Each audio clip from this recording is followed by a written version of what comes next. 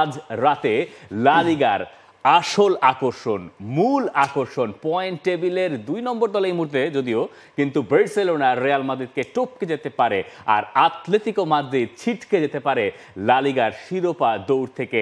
মেট্রোপলিতানোতে আজকে লা লিগা ডিসাইডার নাকি অনেকের কাছে মনে হতে পারে, কিন্তু সেটা না হওয়ার সম্ভাবনা অনেকটুকু।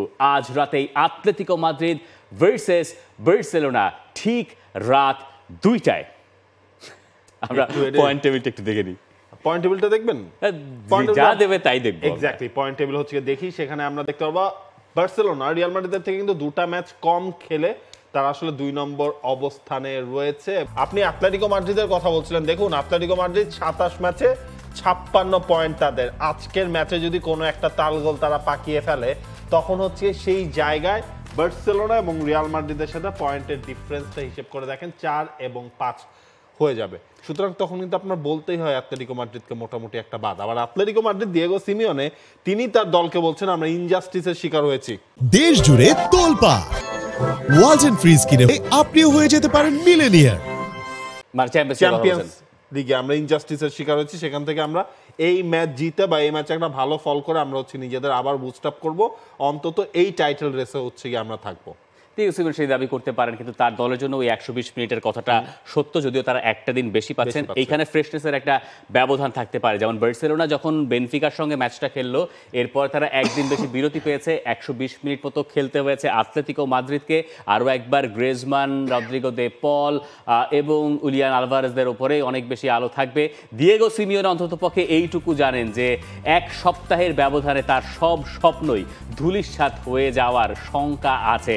রিয়াল মাদ্রিদের কাছে হেরে চ্যাম্পিয়ন্স লিগ থেকে বাদ, বার্সেলোনাকে হারাতে না পারলে লা লিগার শিরোপা দৌড় থেকেও বাদ পড়ার সম্ভাবনা তাদের আছে। এবং আগের সপ্তাহে লা লিগায় যেভাবে এই দলটা হেতাফের কাছে হেরেছে, ওইটা তাদের জন্য একটা বড় ধাক্কা ছিল।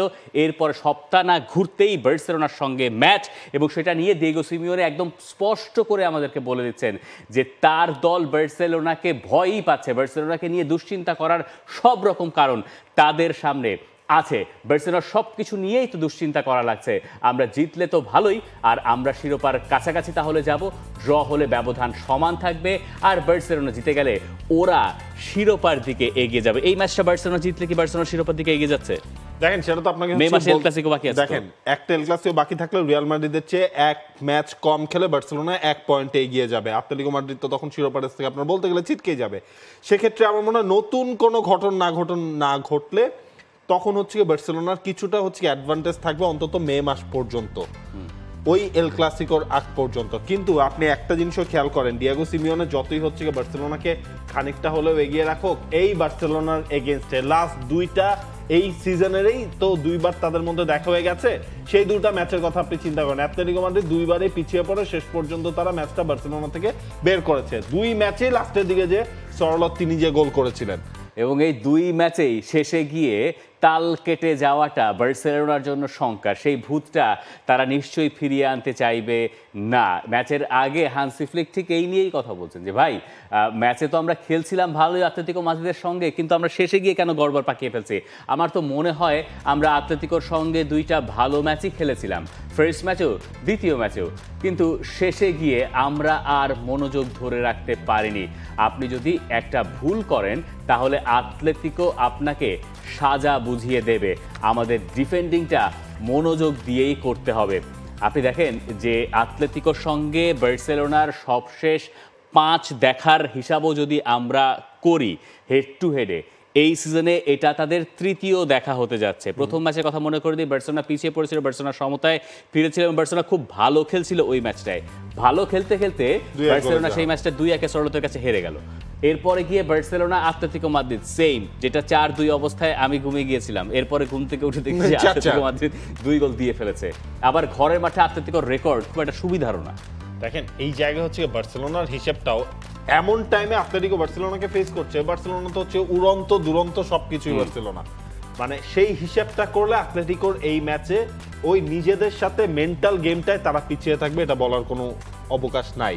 এই সুযোগটা আসলে বার্সেলোনা কতটুকু কাজে লাগাতে পারবে সেটাই হচ্ছে দেখার। আর রাফিনিয়া, লামিন ইয়ামাল যেভাবে হচ্ছে ছন্দ তুলছেন সেটাও তো অ্যাটলেটিকো মাদ্রিদের জন্য চিন্তার কারণ। সব মিলিয়ে এই সিজনে মানে লা লিগায় বার্সার গোল কত 71 বোধহয় দেখলাম, আর 44টা আতলেতিকো মাদ্রিদের। 71 আপনি এরপর যদি ওই হিসাব করেন গোল খাওয়ার দিক থেকে আবার একটু বেটার পজিশনে আছে আতলেতিকো, গোল খাওয়ার দিক থেকে আবার বার্সেলোনা একটু পিছিয়ে এই সব হিসাব থেকে। কিন্তু আপনি যদি এই ম্যাচটাকে এই সুতোয় বাঁধতে পারেন যে আজকে বার্সেলোনা জিতলে বার্সেলোনা জানে যে তারা ইন্টারন্যাশনাল ব্রেকের আগে খুব ভালো অবস্থানে থাকছে, এরপর তো ইন্টারন্যাশনাল ব্রেক, এবং মনে করে দেখেন 2023 যখন 2024 যখন শেষ হয় তার শেষ ম্যাচটাতেই আতলেতিকোর কাছে বার্সেলোনা হেরে ধাক্কাটা খেলো, এবং জানুয়ারি মাসে এরপর থেকে তাদের একটানা জয়ের ধারা বা অপরাজিত থাকা ধারাটা থাকছে।